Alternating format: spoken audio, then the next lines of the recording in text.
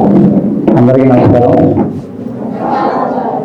ఇప్పుడు పిల్లలకి అంటే మీరు చాలా తెలియని వాళ్ళు తెలుసా, మీరందరూ చాలా తెలియని వాళ్ళు, మాకన్నా ఇంకా షార్ప్. చాలా ఏదైనా చేస్తే తొందరగా రిసీవ్ చేసుకుంటారు. మీ మైండ్, మీ బ్రెయిన్ అంత షార్ప్గా ఉంటుంది ఇప్పుడు జనరేషన్. అంటే కాలం నడుస్తున్న కొద్ది 10 ఏళ్ళకి, 20 ఏళ్ళకి, 50 ఏళ్ళకి, 100 ఏళ్ళకి పుట్టే పిల్లల్లో తెలివితేటలు బాగా పెరుగుతుంటాయి. బ్రెయిన్ ఇంకా షార్ప్గా ఉంటుంది, చాలా క్రియేటివిటీ ఉంటుంది మీకు. అదేందా అంటే మాకన్నా మీరు ఇంకా చాలా తెలియని వాళ్ళు, ఏదైనా తొందరగా పట్టుకోగలరు. కాకపోతే ఏంటంటే మీకున్న చిన్న ఇబ్బంది ఏంటంటే ఒక దాని మీద ఫోకస్ పెట్టలేరు. అంటే ఇప్పుడు కాలం అలాంటిది, ఒక దాని మీద ఫోకస్ పెట్టలేరు, స్టెబిలిటీ ఉండదు. కాసేపు ఇది చేద్దాం అనిపిస్తుంది, కాసేపు ఇంకోటి చేద్దాం అనిపిస్తుంది. అంటే క్రియేటర్స్ అందరూ అలాగే ఉంటారు. అంటే తెలివైన వాళ్ళందరికీ బ్రెయిన్ చాలా రకాలుగా ఆలోచిస్తూ ఉంటుంది లోపల మీకు. అందుకేంటంటే తొందరగా ఆలోచనలు మారిపోతుంటాయి. ఈ టైంలో మీరు కొంచెం కొత్త విషయాలకి తొందరగా అట్రాక్ట్ అయిపోతుంటారు.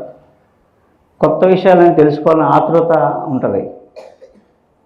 అందులో మంచి చెడు డిసిషన్ కొంచెం ఇబ్బంది ఉంటుంది. సో మిమ్మల్ని డైవర్ట్ చేసే ఇబ్బందులు ఏంటంటే మనకి మామూలుగా ఫిజికల్గా బాగుండాలి, మెంటల్గా బాగుండాలి. అంటే ఫిజికల్గా స్ట్రాంగ్గా ఉండాలి, మెంటల్గా స్ట్రాంగ్గా ఉండాలి. సో ఆ రెండు ఉండడానికి పూర్వం మా కాలంలో అయితే అన్ని ఆటలు ఉండేవి. ట్రెడిషనల్ గేమ్స్, కోతి కొమ్మచ్చని, అష్టాచమ్మ అని, తొక్కుడు బిళ్ళని, ఇలాంటి ఆటలు ఉండేవి. అవన్నీ ఫిజికల్ గేమ్స్, అవునా?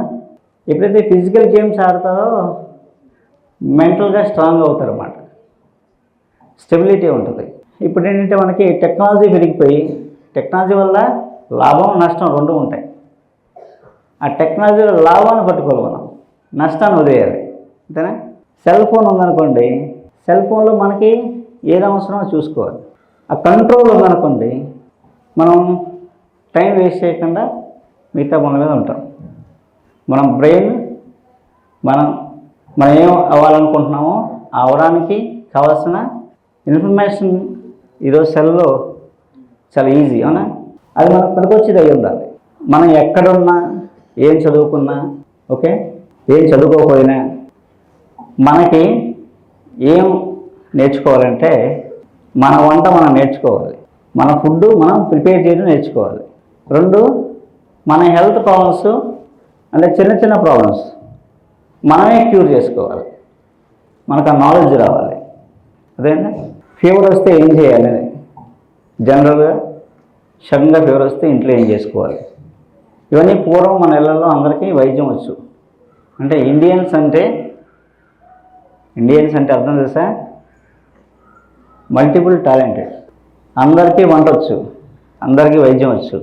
సో ఏంటంటే ఈ కాల ప్రభావంలో మన పెద్దవాళ్ళు మర్చిపోయారు.